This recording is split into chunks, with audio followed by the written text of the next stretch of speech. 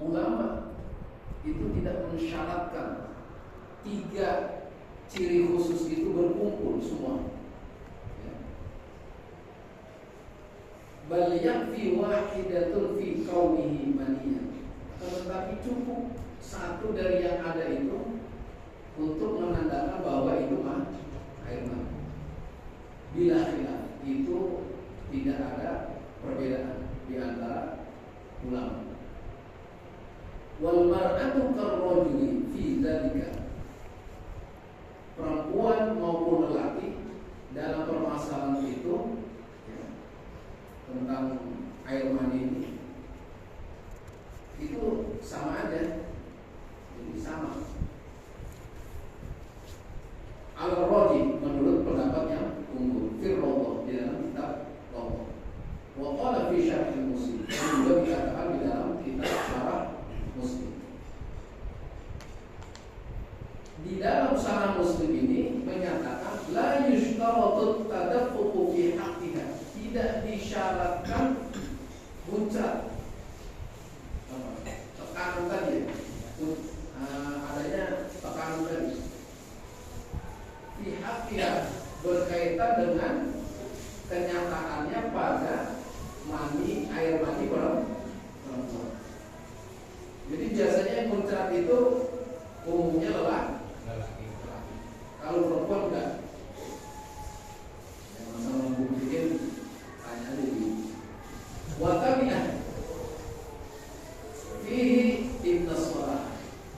Mengikuti pendapat tersebut berkaitan dengan tadi bahwa air mani perempuan itu tidak ada guncangan, itu pendapat Ibnu Salah. Jadi gitu. Masing-masing kalau ada ini ya itu air mani. Kalau air maninya orang yang lemah juga nggak muncrat juga, maka salah satu dari itu sudah membuktikan bahwa itu air mani. Tapi ada yang membedakan bahwa berkaitan dengan perempuan berbeda, berkaitan dengan at-tadafu, yaitu puncak. Itu aja.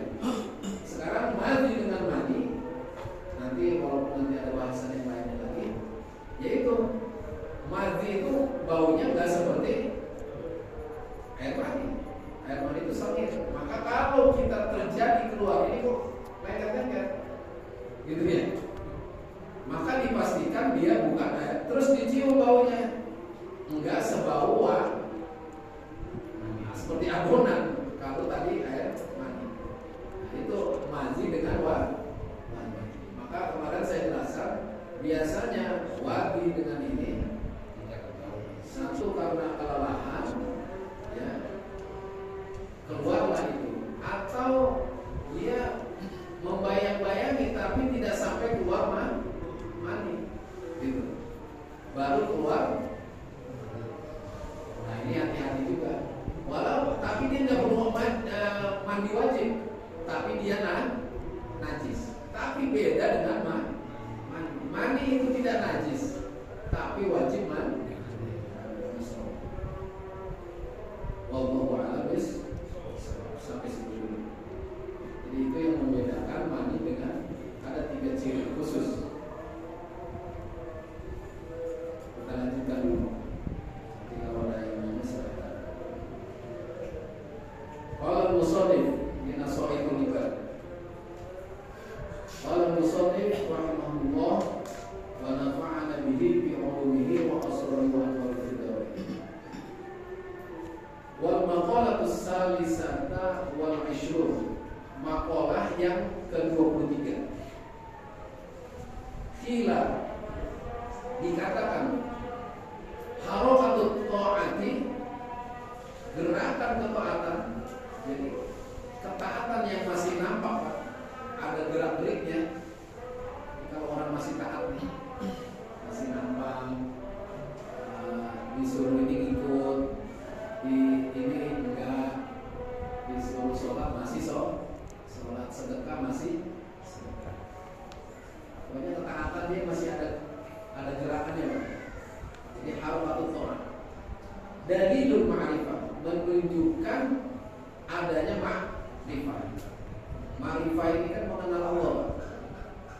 Orang yang kenal Allah pasti takut. Kama anna harakatal jismi dari hayati. Sebagaimana badan ini Pak, kalau masih bergerak. Nah, Pak Bidin biasanya hari Minggu Sabtu jogging. Senam. Selama badan kita masih bergerak, masa memakannya kita masih contohnya aja lah di tempat tidur. Masih bergerak-gerak kakinya gini, masih hidup nih. Masih, padahal udah baris aja. Tapi karena masih kakinya bergerak, ini masih hidup. Padahal hidupnya cuma gerak gitu doang. Itu gambaran. Tapi ya menunjukkan kalau tadi jogging, lari, ngangkat barang, ada gerakan, maka menandakan itu kehidupan.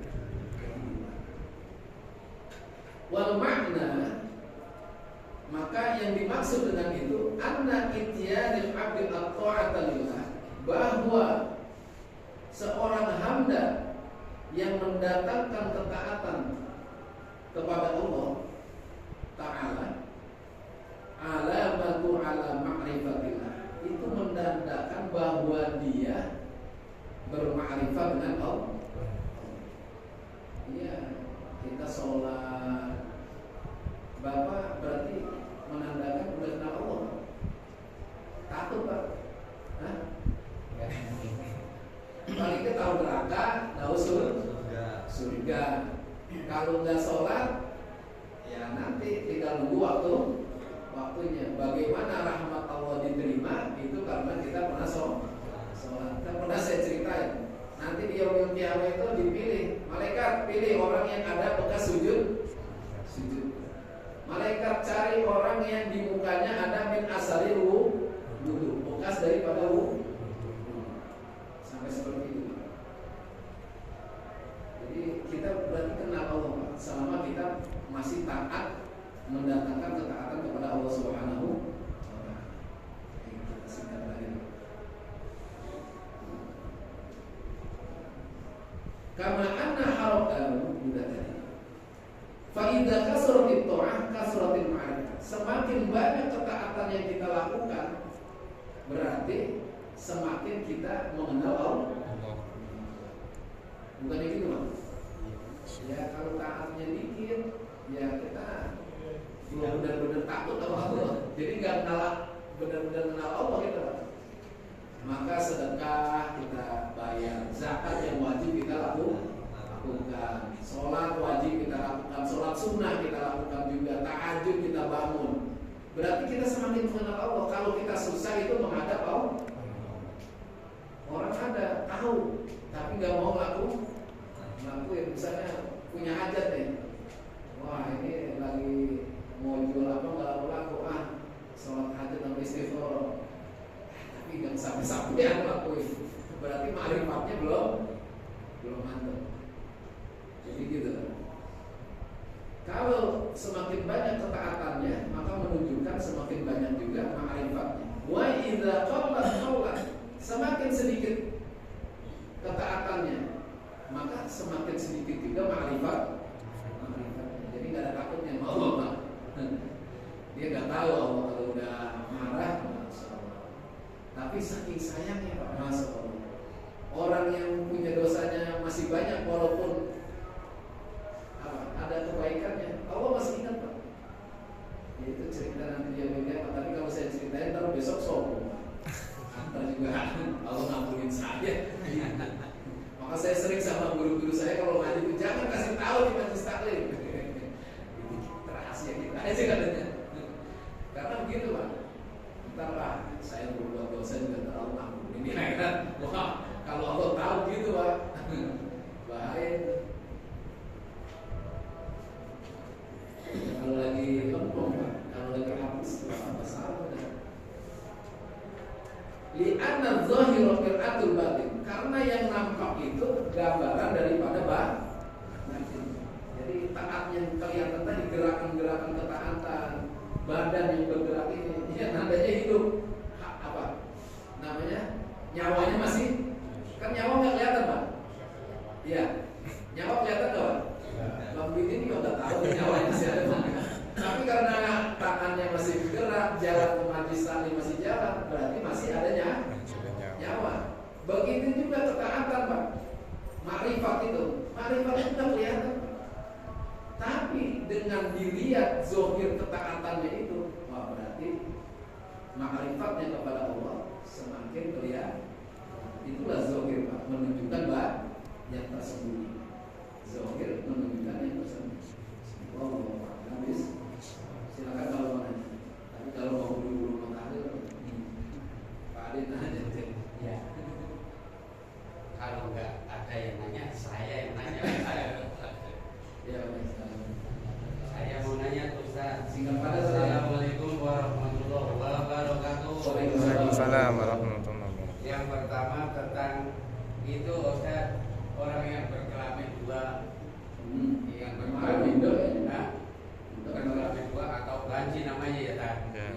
Ya itu kemudian kalau ada kata dibuatkan KTP, terus kemudian apa itu yang mana itu? Yang pudir-pudir atau yang bayar tempe itu lantas bagaimana itu gitu.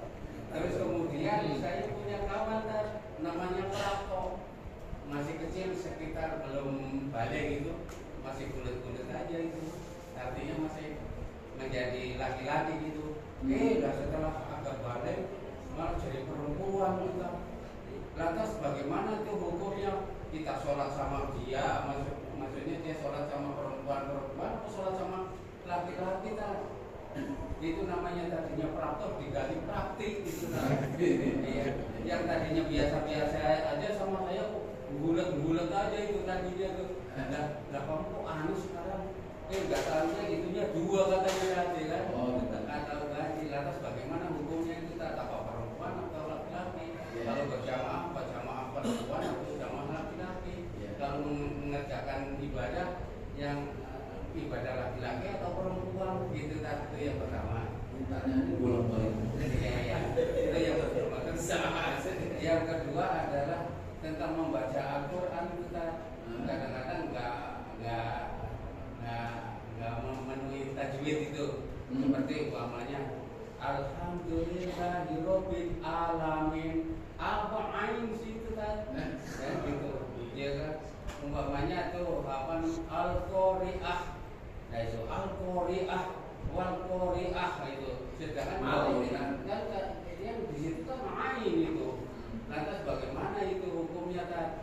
Terus kemudian yang tajwid enggak ditajwidkan, yang pendek ya dipanjangkan itu seperti Allah juga boleh itu. Allah tajwid itu tak. Lantas bagaimana itu kalau ada kata seperti itu? Mohon penjelasan tadaburnya Ustaz Sufyan. Wassalamualaikum warahmatullahi wabarakatuh. Ini tentang kelamin sunatullah.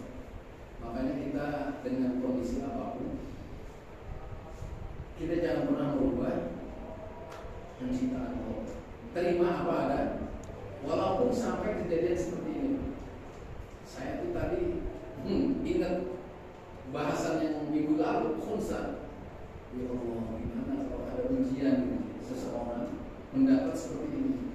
Pasti dia akan menyendiri, ibaratnya mikir, saya seperti apa gitu, sampai ke malunya dulu.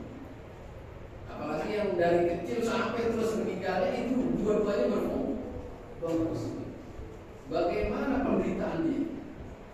Itu Pak, baik buruk hidup itu kan bukan berarti nasib kita, tapi nasib hidup kita adalah bagaimana menjalankan proses hidup. Itu yang penting. Kita kaya miskin itu bukan nasib. Dalam artian apa? Pahala kita itu karena kita kaya, kita sedekah, miskin kita sabar itu.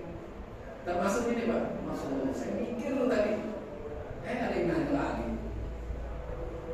Itulah Pak, prosesnya bagaimana kita dengan qada dan qadar Allah, kita yakin, itu yang pertama. Yang kedua, kalau terjadi seperti ini, kalau dua-duanya berfungsi, makanya tadi ulama sampai membahas seperti itu Pak. Bagaimana kalau keluar, dia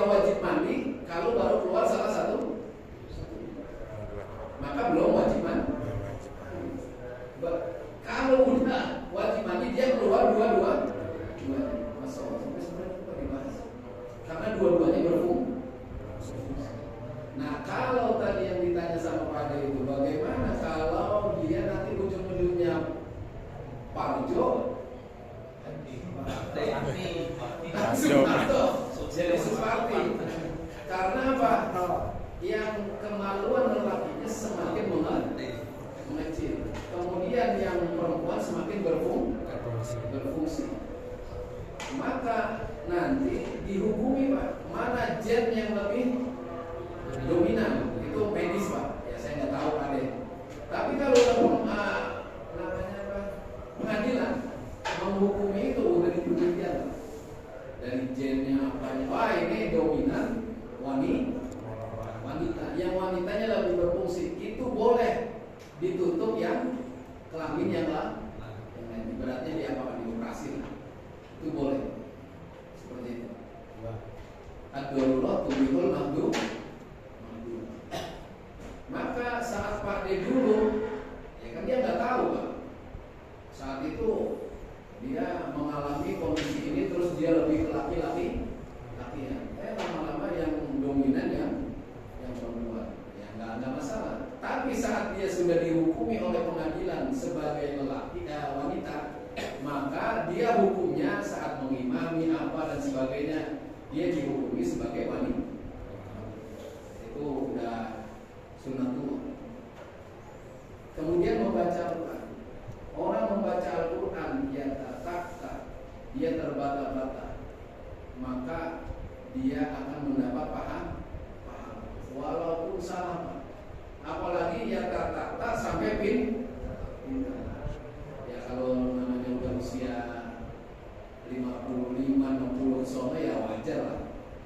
Memang dulunya juga enggak begitu mendalami untuk ya ini masih alhamdulillah ini masih ikut ngaji. Kalau dulu ngaji itu saya dulu mau Ustaz terus itu ngaji dari Keramat Pak. Dari Keramat, dari sana dulu ngaji begitu ke sini. Dulu di sini ada musola. Terus pindah ke belakang sana. Mana tuh? Haji Napi ya? Di belakang. Balik lagi ke sini, terus pindah ke sini. Itu yang ngaji dari mana-mana Pak. Dari Keramat. Masuk. Itu dulu kalau udah ngaji tuh. Yang sekarang yang dulu bandel itu, ingat Pak, bahwa dia dulu pernah ngaji. Itu kesadarannya semakin, ya namanya udah tua mau ngapain lagi.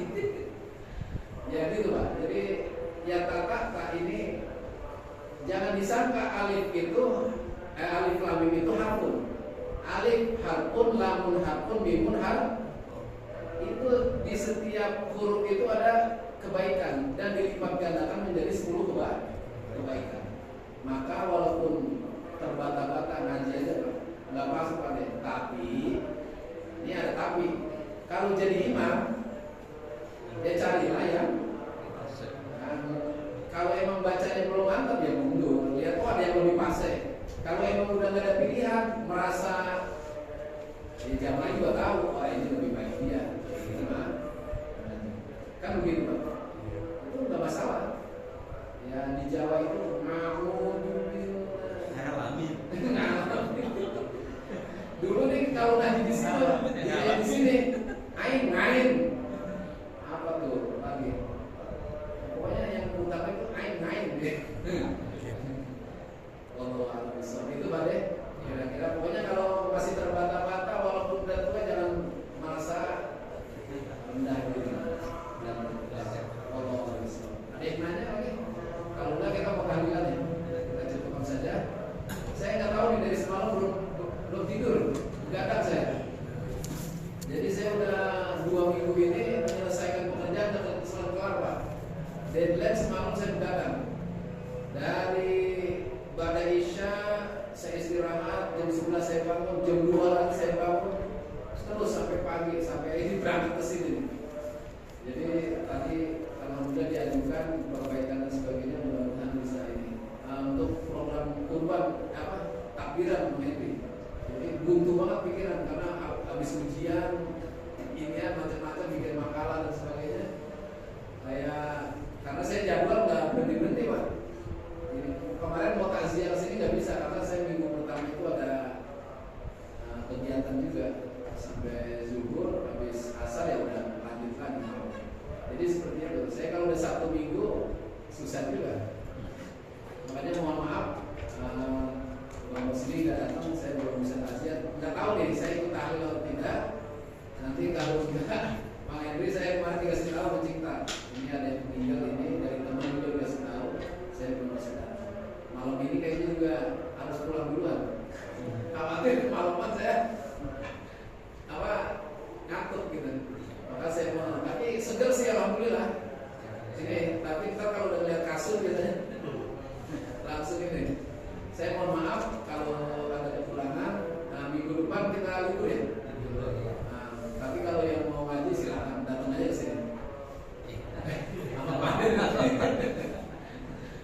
Nanti Pak Henry mudah-mudahan dapat itu ya Pak Henry.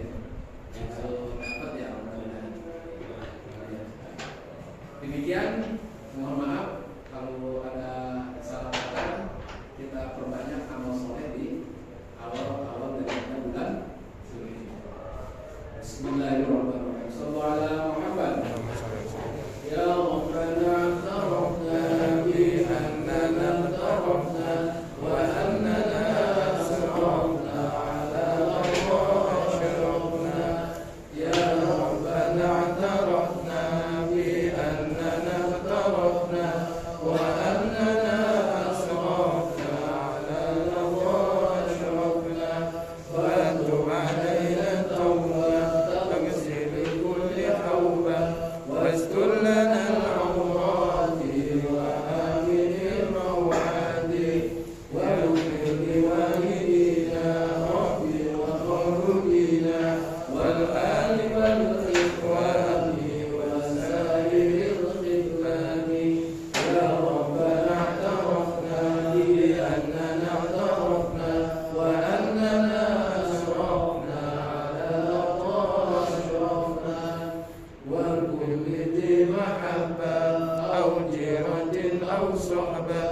والمسلمين آمين رب السماء. يا ربنا اعترفنا بأننا اعترفنا وأننا أسرفنا على الله أشرفنا فضلا وجودا منا لا باكتساب